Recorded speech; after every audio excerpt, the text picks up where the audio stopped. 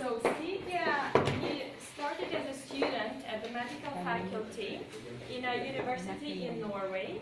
Jadi beliau sekolah di kedokteran di salah satu universitas di Norwegia. And approximately at the same time as he started studying at the university, he inherited quite some bit of money from one of his relatives. Dan pada saat dia sedang bersekolah itu kuliah, dia mendapatkan warisan dalam jumlah uang yang cukup besar dari salah satu keluarganya. And instead of doing what probably most of us would have done with that money, dibandingkan melakukan hal-hal yang mungkin sebagian dari kita akan lakukan, he bought some medical instruments which were very expensive at the time. Dia menggunakan uang tersebut untuk beli alat-alat medis yang waktu itu sangat mahal. And here you can actually see the exact stethoscope that he bought on the money that he inherited. Dan ini adalah stetoskop yang beliau beli dari uang yang dia dapat sebagai warisan. And a person will all of a sudden feel sick, he will not be able to help that person right there. Dia bilang, saya khawatir aja kalau saya sedang jalan, tiba-tiba di tengah jalan ada orang yang kena sakit dan saya nggak bisa bantu atau berbuat apa-apa gitu. And fortunately, it never became so that he was somewhere and somebody was so sick that he had to measure and cut them open in the street, of course. But it was a very interesting thing that shows that Stig was very dedicated to help people already when he was a student. Ya, untungnya memang apa yang beliau khawatirkan nggak pernah terjadi lah ya. Kemudian tiba-tiba ada orang yang harus ditolong tengah jalan. Tapi yang menarik, bagaimana seorang Steen muda itu bisa punya pemikiran yang luar biasa, humanis seperti itu. So I can take you to the next part. Dan ini adalah bagian berikutnya. So in 1980, Pada tahun 1980, after he graduated from the university, setelah lulus kuliah, he started working at an emergency unit. dia mulai bekerja di tempat gawat darurat. And that was actually his first time meeting the reality of being a doctor. Dan itulah kali pertama dia betul-betul berhadapan dengan kenyataan sebagai seorang dokter. Because all the time, people were coming in after car crash or having very serious conditions, and very often doctors couldn't do anything to save their lives.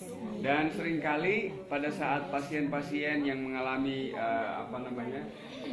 kondisi yang sangat gawat karena tabrakan dan seterusnya, itu dokternya udah nggak bisa bantuin apa-apa. And unfortunately, people were dying nearly every day in that emergency unit, and that made Stig very depressed. He was feeling very, very sad and very difficult times for him. Jadi banyak sekali orang yang meninggal di tempat gawat darurat itu hampir setiap hari, dan beliau sangat sedih ya. And to be able to change the perspective a bit and to see something new, he decided to go as a volunteer doctor to Africa. Supaya beliau bisa melihat dari sisi lain, ya, dia memutuskan untuk menjadi sukarelawan di Afrika. So he went to Zaire. This is modern Democratic Republic of Congo. Di Kongo ya tepatnya. And it was a very small village in the middle of a jungle. Dan beliau itu bertugas di kampung yang sangat kecil sebenarnya di tengah-tengah hutan belantara. And there was one story that happened there that really impressed Stig a lot. Ada satu kejadian yang betul-betul bikin beliau sangat terkesan. One day, a small girl in a very difficult condition came into his little tent. Suatu hari, seorang anak wanita kecil itu datang ke tempatnya. And even though Stig really did everything he could, he unfortunately couldn't save the girl and she died.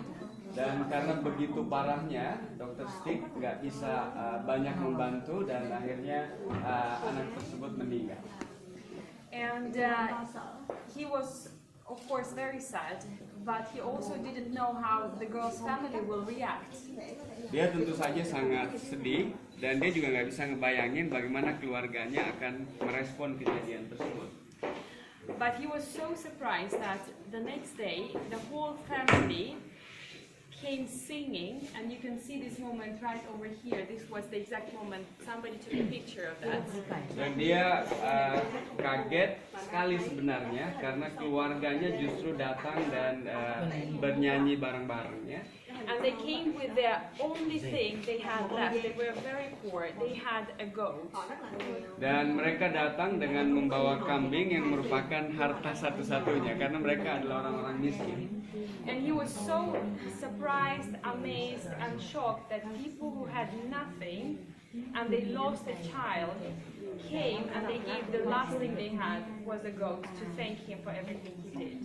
Dan dia sangat terkesan karena orang-orang yang miskin yang punya satu-satunya ini pada saat seharusnya mereka bersedih itu justru membawa hal yang paling berharga yang dia miliki untuk berterima kasih kepada Dr. Stig.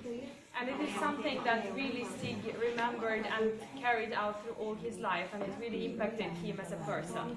Dan inilah yang betul-betul memberikan pengaruh besar terhadap beliau, dan pemikiran inilah yang dibawa kemana-mana.